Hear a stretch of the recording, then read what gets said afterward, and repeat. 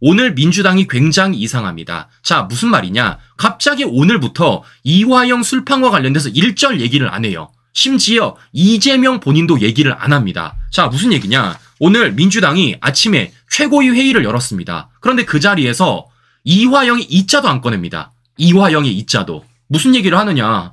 그냥 기승전 최상병 특검이에요. 최상병 특검. 네? 그러니까 갑작스럽게 민주당이 뭐 하는 겁니까? 이화영 술판 얘기를 안 하는 겁니다.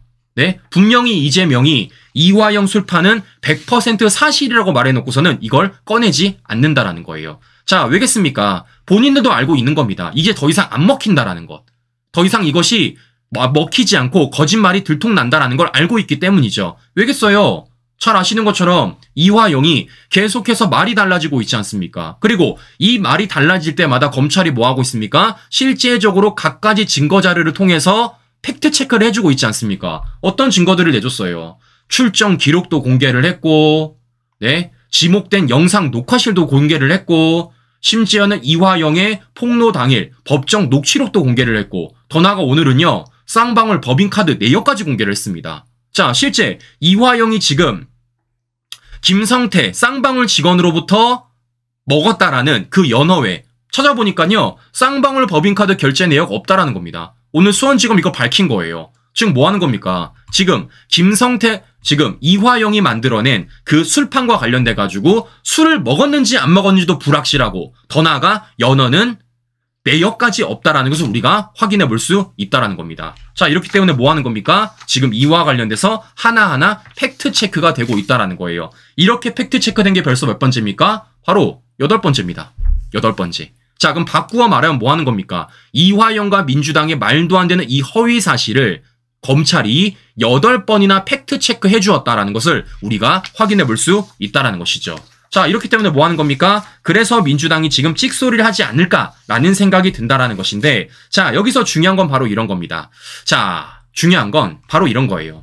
지금 보시는 것처럼 민주당과 이재명이 말도 안 되는 가짜 뉴스를 계속해서 쏟아내고 있고, 그 과정 속에서 뭐 하고 있다고요? 제가 무리수를 던지고 있다라고 말씀을 드렸습니다. 자, 그러면 이걸 조금은 바꾸어서 생각을 해볼게요. 바꾸어서. 즉, 이들이 그만큼 무리수를 드는 이유는 뭐겠습니까? 결국에는요, 이 사건이 빼박이기 때문이에요. 빼박. 자, 무슨 얘기냐. 실제 이화영의 6월 7일 1심 선고가 나오면 이건 당연히 이재명에 대한 기소로 넘어가게 될 것이고, 더 나아가 이재명의 구속영장 청구 사유까지 될 거라는 겁니다. 즉, 더 나아가 이것이 실제 법정에서 진행이 되면요, 이재명은 유죄 판결 가능성이 굉장히 높다라는 거예요. 그러니까 뭐 하는 겁니까? 그만큼 민주당과 이재명이 말도 안 되는 의혹을 제기하면서 이걸 무리수를 들고 있다는 겁니다. 자, 그러면 제가 지금부터 좀 보여드리도록 하겠습니다. 검찰이 어느 정도로 이재명에 대한 증거물을 찾았는지, 그리고 이 대북성공과 관련해서 어느 정도로 연결고리를 찾았는지 그걸 좀 보여드리도록 하겠습니다. 자, 보시면요, 우선 이것부터 좀 보여드릴게요. 자, 지금 이 사건에 있어서 검찰이 1차적으로 지금 누구를 지목을 하고 있습니까? 바로 이화영을 지목하고 있습니다. 이화영. 자, 실제 이화영이 어떻게 됐습니까? 잘 아시는 것처럼 이화영이 징역 15년 구형을 내렸습니다. 구형 받았어요. 징역 15년. 자, 그런데 이런 가운데서 이화영이 어떻게 15년 구형을 받았는지 우리가 조금은 깊게 들어갈 필요가 있습니다. 자, 무슨 얘기냐? 이화영이요, 크게 2가지 혐의로 나뉘어져요. 2가지 혐의. 자, 어떤 거냐? 첫 번째는 이화영이 쌍방울로 받았다라는 직접적인 뇌물죄, 그와 관련돼서 징역 12년을 구형받았습니다. 자, 다른 건 무엇이냐? 외국한 거래법 위반, 증거인멸교사 혐의, 이걸로 징역 3년을 구형받았어요. 즉 뭐 하는 겁니까? 이화영은요, 크게 2가지로 나뉘는 겁니다. 첫 번째는 쌍방울로부터 받은 직접적인 뇌물죄, 두 번째는 대북송금과 관련돼서 징역 3년을 받은 거예요. 이렇게 이화영의 구형이 2가지로 나뉘어져서 15년을 구형을 받았다라는 걸 우리가 확인해 볼 수 있다는 것입니다. 자, 그럼 뭐라고 말씀드렸죠? 실제 이화영의 첫 번째 구속사유가 뭐라고요? 바로 이거라는 겁니다. 집정뇌물죄. 집정뇌물죄. 실제 이화영이 명품 143만원, 편의점 720원 등 일상소비 상당 부분을 쌍방울 법카로 결제를 했다라는 겁니다. 지금 검찰이 파악하는 것만 3,238건이에요. 네, 명품부터 편의점에 720원까지 자기 돈을 쓰지 않고 다 쌍방울 법카를 썼다라는 겁니다. 이건 뭐 하는 겁니까? 명백한 뇌물죄입니다. 이거 가지고 이화영이 13년의 구형을 받은 겁니다. 그렇게 지금 이화영이 쓴 돈이 얼마냐? 3억 2천만 원이다 라고 지금 검찰이 파악을 하고 있다는 겁니다. 자, 그럼 시청자 여러분들, 여기서 우리가 생각해 보십시오. 지금 이화영이 3억 2천만 원을 가지고도 검찰이 몇 년을 구형한 겁니까? 12년을 구형했어요. 12년. 자, 그러면 잘 보십시오. 지금 대북 송금과 관련돼 가지고 실제 이재명과 관련돼서는 얼마입니까? 바로 김성태가 말했잖아요. 300만 달러라고 해요. 300만 달러. 네? 이재명의 방북을 위해 북한에 300만 달러를 송금했다 그랬습니다. 자, 300만 달러면요. 우리나라로 환율 계산하면요. 40억이 넘어요. 40억. 그럼 제가 말씀드려 볼게요. 이화영이 지금 쌍방울로부터 3억 2천 수수 혐의로 12년을 구형받았어요.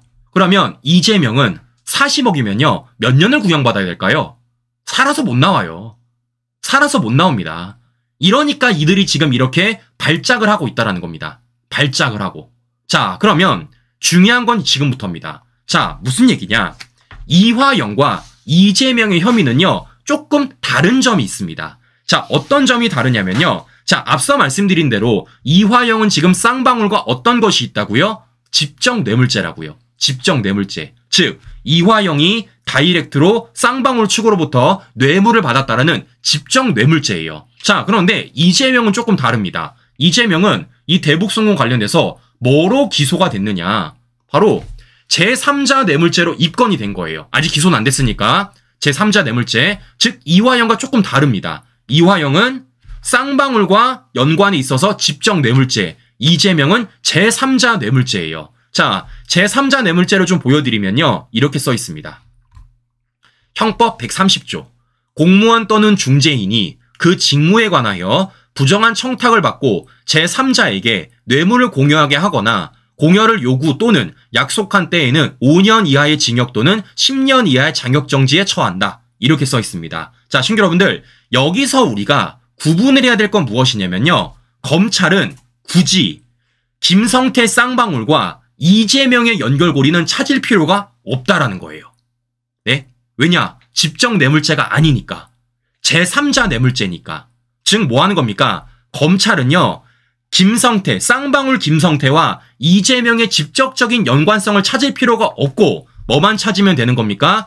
이화영과 이재명의 연결고리만 찾으면 된다라는 겁니다. 왜냐? 이미 쌍방울과 이화영의 직접적인 연결고리는 찾았잖아요. 그래서 실제 이화영을 15년 구형하지 않았습니까? 즉, 뭐 하는 겁니까? 앞으로 검찰은 이화영과 이재명의 연결고리만 찾으면 이것이 제3자 뇌물죄로 충분히 기소하고도 남는다라는 겁니다. 무슨 차이점인지 아시겠죠? 네? 집적 뇌물죄라면 이재명과 쌍방울 간의 직접적인 연결고리를 찾아야 되지만 제3자 뇌물죄이기 때문에 직접적인 연결고리 없이 이화영과 이재명의 연결고리만 찾으면 충분히 이재명은 대북 송금 300만 달러로서 기소가 가능하다라는 거예요. 자, 그러면 지금부터 하나하나 좀 보여드리도록 하겠습니다. 자, 그러면 검찰이 이와 관련돼서 연결고리를 찾았을까 못 찾았을까? 이게 중요한 건 아니겠습니까? 저는요, 개인적으로 찾았다라고 생각을 합니다. 찾았다라고. 자, 무슨 얘기냐? 잘 보세요.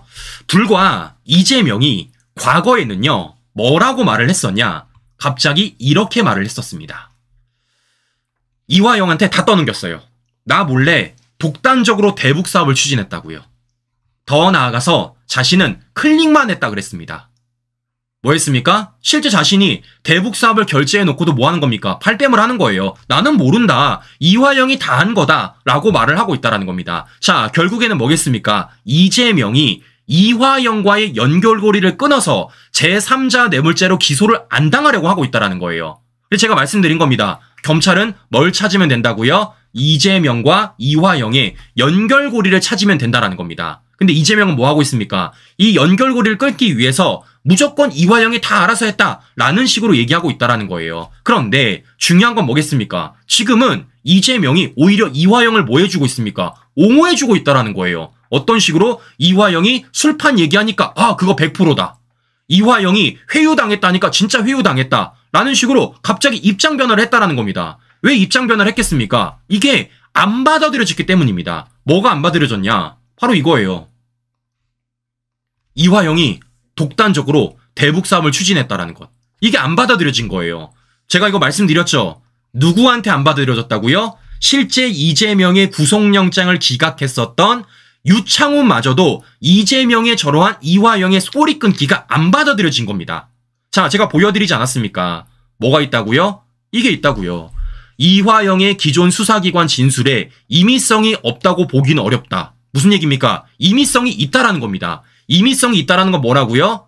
증거로 채택을 할 수가 있다라는 거예요. 증거로. 즉 뭐 하는 겁니까? 이재명이 아무리 이화영과 꼬리 자르기를 하려고 그래도 이재명을 실제 구속영장을 기각했었던 유창훈마저도 꼬리를 안 잘라준 겁니다. 뭐 하는 겁니까? 이화영과 이재명의 연결고리를 유창훈마저도 인정해줬다라는 거예요.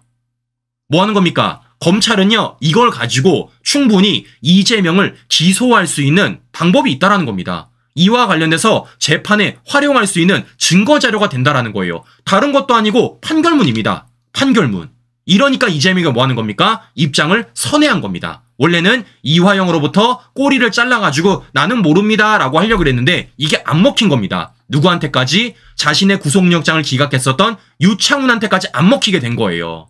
안 먹히게 된 겁니다. 오히려 유창훈은 뭐라고 말했다고요? 검찰이 아니라 이화영의 진술과 관하여서 이재명의 주변 인물들에 의한 부적절한 개입까지 의심이 가능하다라는 얘기까지 했다라는 겁니다. 즉 뭐 하는 겁니까? 이화영과 이재명은 연결고리가 있다라는 걸 유창훈마저도 인정해버린 거예요. 인정해버린 겁니다. 이러니까 이재명이 뭐 하는 겁니까? 이제는 태세 전환을 해가지고 뭐 하는 겁니까? 오히려 이화영의 술판을 연이어서 부각시키고 있다라는 말씀을 제가 좀 해드리고 싶은 것입니다. 자, 그러면 이제 중요한 건 이런 겁니다. 이화영과 이재명의 연결고리에 있어서 굉장히 중요한 게 한 가지가 있습니다. 자, 그게 바로 무엇이냐? 바로 이겁니다. 김성태가 북측으로 맡은 영수증. 이게 되게 중요해요, 친구 여러분들. 이게 되게 중요합니다. 자, 그러니까 김성태가 실제 대북 송금을 하는 그 과정 속에서 북한으로부터 뭘 받았다라는 겁니까? 영수증을 받았던 거예요. 영수증. 네, 그러니까 보시는 것처럼 이재명의 방북경비 300만 달러를 보냈고 그와 관련돼서 영수증이 적시된 뭡니까? 문서를 받았다라는 겁니다. 그런데 여기서 중요한 건 무엇이냐면요. 북한에 누구로부터 받았냐예요. 누구로부터. 자, 그 사람이 누구냐? 보시는 것처럼 송명철이란 사람입니다. 송명철이 적시된 영수증을 김성태가 받았다라는 거예요. 자, 그러면 여기서 중요한 건 바로 이런 겁니다. 중요한 건. 무슨 얘기냐? 이화영이 송명철을 아느냐 모르느냐. 더 나아가서 이화영이 송명철을 만나는 것과 관련돼가지고 이재명이 아냐 모르냐. 이게 굉장히 중요한 거예요. 제가 말씀드린 대로 이재명은 뭐라고요? 집정 뇌물죄가 아니라 제3자 뇌물죄라고 말씀드렸습니다. 그런데 김성태가 지금 300만 달러를 북한에 보내고 누구로부터 영수증 받았다고요? 북한의 송명철로부터 받았다라는 겁니다. 그러면 이 과정 속에서 이화영이 송명철을 아느냐 모르느냐 이게 굉장히 중요한 것이고 이화영이 송명철을 만나는 걸 이재명이 알았냐 몰랐냐라는 게 굉장히 중요하다라는 거예요. 어떤 의미인 줄 아시겠죠? 어떻게 그림이 그런지 아시겠죠? 자, 그런데 이와 관련돼서 우리는 이미 알고 있습니다. 이화영이 송명철을 알고 있다라는 것. 뭐를 통해서?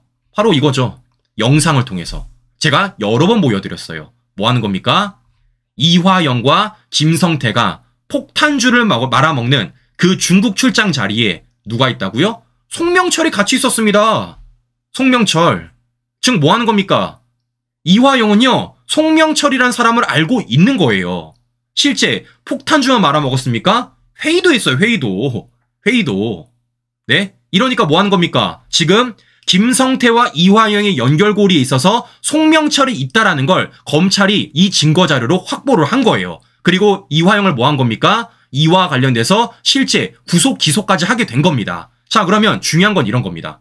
앞서 말씀드린 대로 이제 뭘 찾으면 된다고요? 이재명과 이화영 연결고리를 찾으면 됩니다. 그리고 과정 속에 누가 있다고요? 송명철이 있다라는 거예요. 그러면 뭐라고 말씀드렸습니까? 이화영이 송명철을 만나는 걸 알고 있었냐 몰랐냐라는 걸 이재명과 관련돼서 검찰이 밝혀내면 되는 건 아니겠습니까? 그럼 뭐가 되겠습니까? 이재명은 알고 있는 거죠.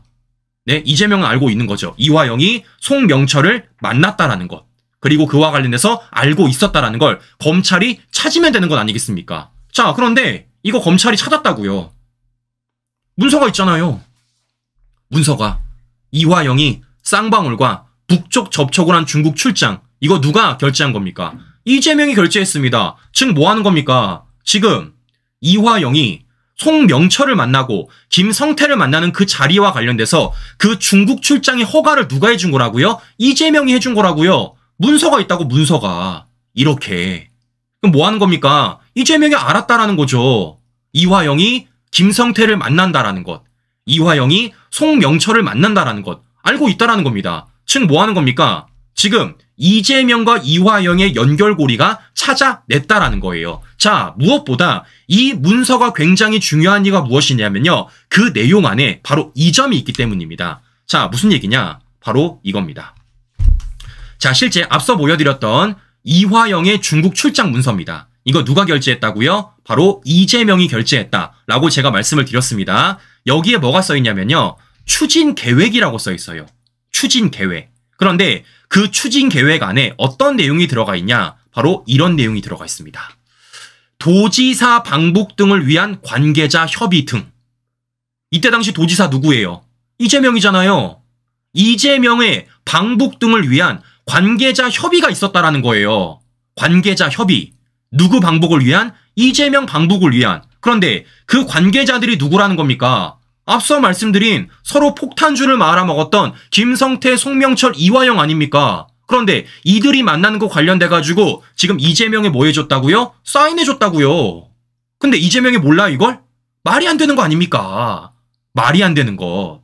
자, 보시는 것처럼 지금 이와 관련돼서 검찰이 뭐 하는 겁니까? 증거자료 다 갖고 있다라는 거예요.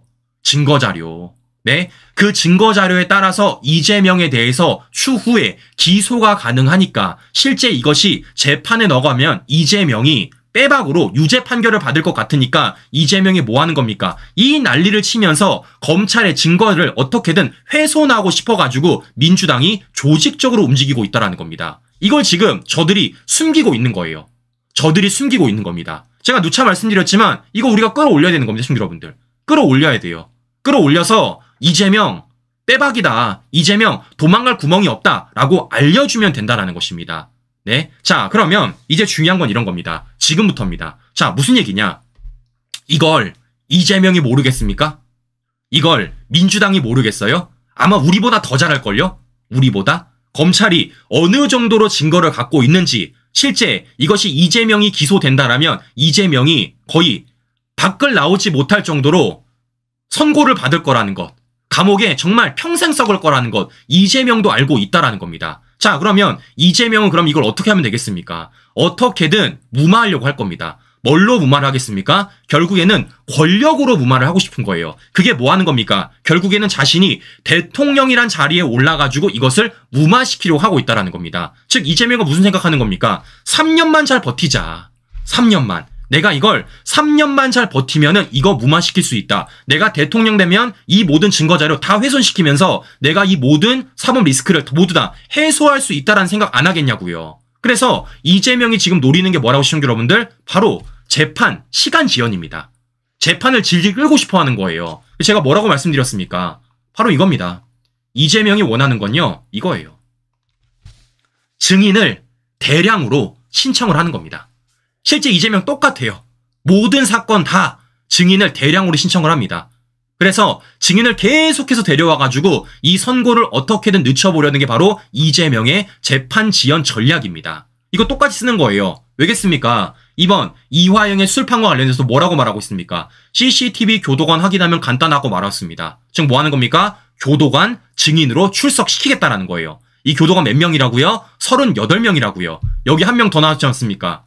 전관 변호사. 이 사람 증인 출석시키겠다라는 겁니다. 결국 뭐 하는 겁니까? 이 말도 안 되는 정치적 논란을 만들어서 자신의 재판을 지금 대응하려고 미리부터 준비 중에 있다라는 겁니다. 뭐를 하기 위해서? 증인들을 대량으로 신청을 해가지고 뭐 하는 겁니까? 계속해서 재판을 지연하게 만들겠다라는 겁니다. 자, 그럼 시청자 여러분들, 중요한 건 이런 겁니다. 중요한 건, 자, 이 과정 속에서 우리는요, 생각을 해야 되는 거예요. 어떤 생각을 해야 되겠습니까? 이 재판이 빨리 끝낼 수 있도록 우리는 뭘 해야 되겠습니까? 오히려 윤석열 정부에 힘을 실어줘야 된다라는 거예요. 잘 생각해 보십시오. 우리가 행정 권력을 갖고 있고 그 행정 권력 속에서 윤석열 대통령 지지율이 올라가고 실제적으로 윤석열 정부가 힘을 갖게 되면 뭐 할 수가 있겠습니까? 이 재판요, 질질 끌 수가 없어요. 빠르게 진행될 수가 있다라는 겁니다. 그리고 이와 관련돼 가지고 뭐 하면 됩니까? 국민의힘, 제도권 정치인들이 목소리 내주면 된다라는 거예요.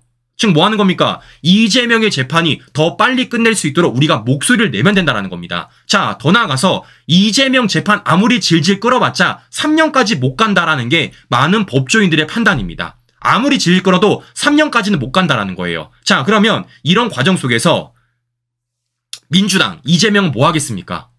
윤석열 대통령을 어떻게든 빨리 끌어내리려고 할 거예요. 빨리 끌어내려고 할 겁니다. 왜냐? 시간은 우리 편이거든요. 시간은 우리 편. 네? 이재명이 아무리 재판을 질질 끌어도 시간은 우리 편이기 때문에 어떻게든 윤석열 대통령을 빨리 끌어내리려고 하고 있는 게 바로 저 좌파들과 민주당의 생각이라는 겁니다. 그러니까 뭐 하는 겁니까? 지금 연이어서 계속해서 특검을 요구하고 있다는 거예요.